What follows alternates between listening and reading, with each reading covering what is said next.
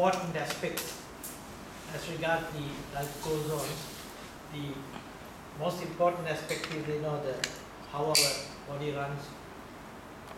One is ahara. According to Pali, ahara means the food. Aharaja. Then the second one is chittaja. Chittaja is our mind and the thoughts. Third one is rituja. Rituja means the environmental factors, the seasonal variations. Fourth factor is karmaja, other good and bad things, karma that we are collected from previous births and presently life. So those four factors take us through this samsara. Aharada, rituja, chittada and karmaja. Out of this, what the physical body needs is aharaja, the food factor. Food factor is the most important thing for the physical body. Other things are for the physical as well as the mental part of the body. If you take the physical body, the aharaja part as again divided into four sections. The aharaja means food factor is divided into four. It's not simple, the aharaja is not simple. Buddha says there are four types of foods that take you through. One is the kabalinkara ahara. They say kabali means pieces. What we take by mouth, the day-to-day dosa and the other food, rice, curries, and all this. That is aharaja, kabalinkara, kabali, pieces. That's the one we take by mouth. But that's the important part for your nutritional body cellular part. But cells are not developed only due to food. There are three other factors which need to for the development of cells. One is the mental factor, the contact, passa ahara, sparsha ahara, the contact. Contact through the six senses, five senses plus the mind. Contact, sparsha. Then the mano sanketita ahara, the mind, the mental formations, and the vijnana ahara, the totality, what we call self. So it's difficult to understand these concepts, but just think. If you think the other we need is not only the food factor, but there are a lot of other factors, three factors which are mental. So mental factors are very important as far as the life is concerned, not only the food that we take. In our life, it's divided into 10 into 60s, 80s. These are called dasakas in Buddhism. Pala dasaka, jnana dasaka, sanya dasaka, sayana dasaka, and the death. First few dasakas, the first few 10 years factors are, we don't know what we are doing. We are children, we are kids. Then the middle part, we were studying. Still, we were not completely thinking what we were doing. But the next part is the most important, what's called Bala Dashaka and the Jnana Dashaka. The power and the wisdom is used. That is 40 to 60. Most of them are probably past that, and some are beyond, they say, between 20 and 40. This, to take your lifespan, the first few years we don't know what we are doing. The last few years we are not going to, probably we are mentally deranged. That's called the Sayana Dasaka or Vanka Dasaka. Vanka means you are walking like this. That's from 60 to 70. We are doing that. Now we have started, most people. And the next stage is Sayana means we are bedridden. Then we don't know what we are doing. So from 70, 60, from 80s, our mental development or the neural factors are not working. So we have very limited, let's just show we have very limited time to develop our wisdom. That's probably 40 to 60, but we are lucky.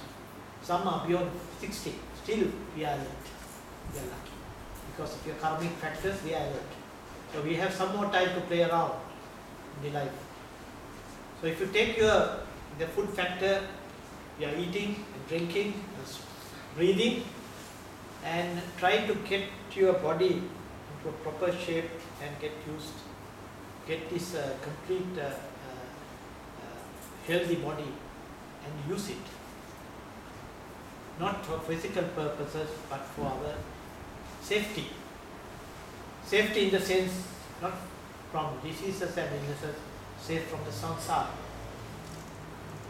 So that is the Buddha's teaching. Take your body, keep your body healthy, because you have to get rid of this samsara by developing your wisdom. That's why the wisdom lesson. Not to do the physical, the things that we are doing, that is for mundane life, that's good. But beyond that, you have to do something for that, for your life. But to do that, you have to have a healthy physical and mental body. To have a healthy physical and mental body is not very easy nowadays. Our diseases are rampant. Cancer is about 10 million. About 1 million per day. Daily is increasing. Heart diseases, hypertension, and the other degenerative diseases like arthritis, the problem of diabetes, rampant. They can't control it. They are trying to control, they are finding diagnostic tests, and a lot of pharmaceuticals companies are trying to earn money by developing drugs and medications, but still they can't. There are new illnesses are coming up. They have found AIDS-like organism in America. Yesterday papers say AIDS like another organism. It's not sexually transmitted, but again immune deficient organism they have found. From where? Skull. Who is going to attack this organism? Human beings are being attacked. So we have to keep our body healthy. The last element of our body is cell. Cells are the final thought of appeal. We have to keep our cells healthy. Cells are containing nucleus and small organelles and the membranes. Small, fine. We have millions, trillions of cells in our body. They are talking to each other. If they are unhealthy, they can become inflamed. Once they become inflamed, they develop degenerative diseases. Most of our illnesses are degenerative diseases as a result of insult given to ourselves. Most of the insults are as a result of our food, the breathing air, water, and our habits. And lastly, the most important, the chitta, the mind factors. So, according to Buddha, it is true that we need food, it's not true that we need oxygen, it's true that we need water and water, but the mind factor is predominant to get the cells into good shape. So, we can control most of the things in our body, but nowadays it's very difficult to control the food factor, because most of the cells are getting damaged as a result of chemical reactions that are taking place in the body. Because once you have the chemical reactions in the body, you can't cope up with the toxins we are taking into the body. We are taking enormous amount of toxin without our knowledge. The toxins are taken as food. Nowadays, almost all the foods are polluted. Water is polluted. Fluorine, according to new theory, the fluorine is a poison.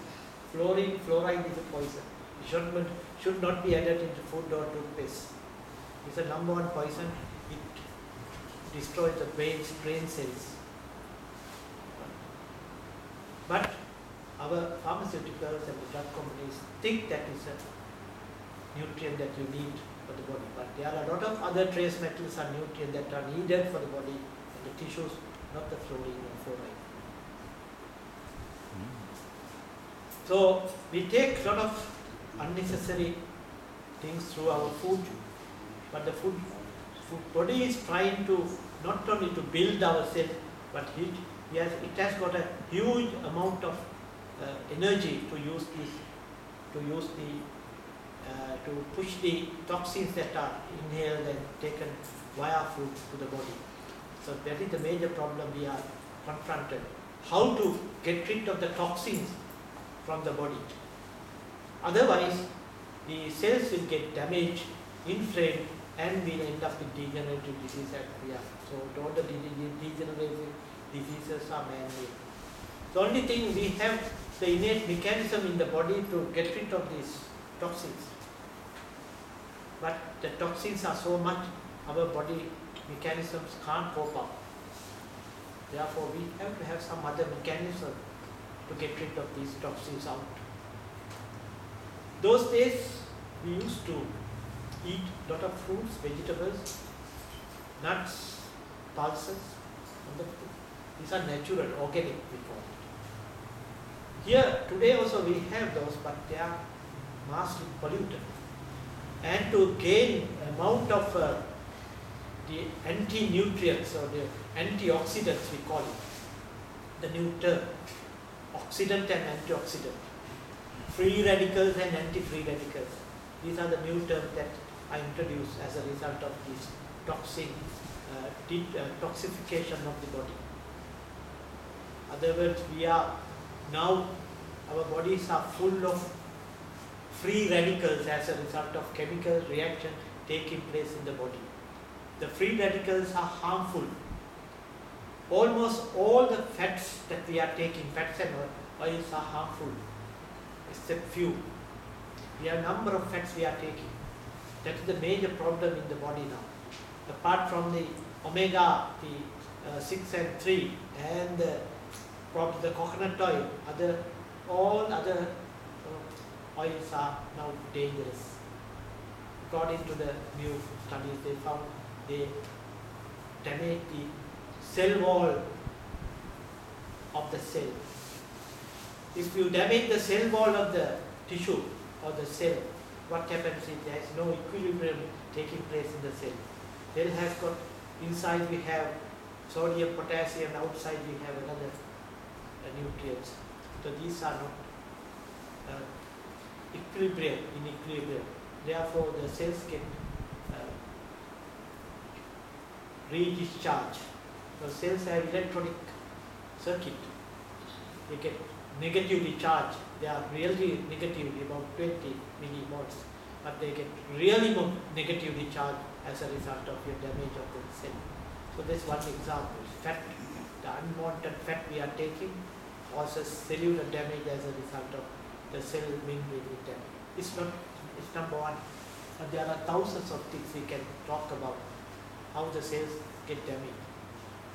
But the only thing we can do is, how to get rid of these free radicals from the body. One is control your food. Number one. Malaysians have 6 meals a day, according to, that's too much. They take a lot of unwanted things. It's not about 10 years ago that would have been, 20 years ago that would have been correct. Now we are taking a lot of unnecessary food, unnecessary toxins to your body. If it's necessary, it's okay. 1 in 3 are diabetics in the country. If you go to clinic, if you get a feel, and about 1 in 10 or 5 are overweight. It's a huge problem. As a result of that, degenerative diseases are coming up. Some are arthritic, some are overweight, some are diabetic, some are hypertensive and heart diseases. So more and more drug companies are earning as a result of that. So what are we going to do? One is to take a proper antioxidants, proper antioxidants to your body. Proper antioxidants are found in good fruits, good vegetable, and good pulses and nuts and others. Good ones, organic ones. You have to eat a lot to get the amount of antioxidant that you need for the body. You have to eat a lot. It's difficult. We can eat, but lot is difficult. So therefore there is only one option available. Via food we can control your cellular damage. That is to get proper trace metals and vitamins. That's the best way to get it.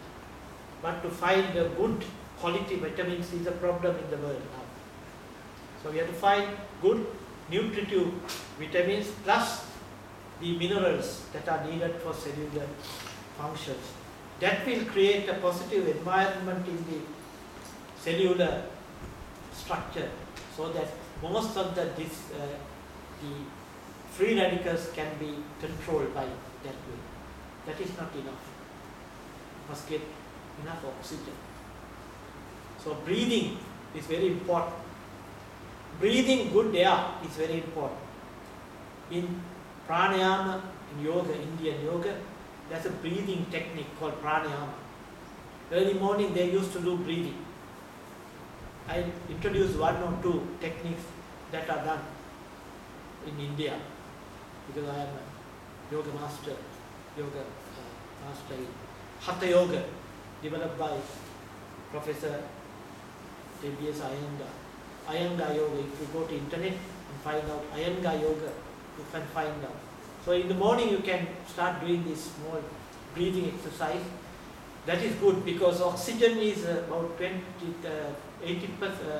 out of the whole lot, about 70% is oxygen.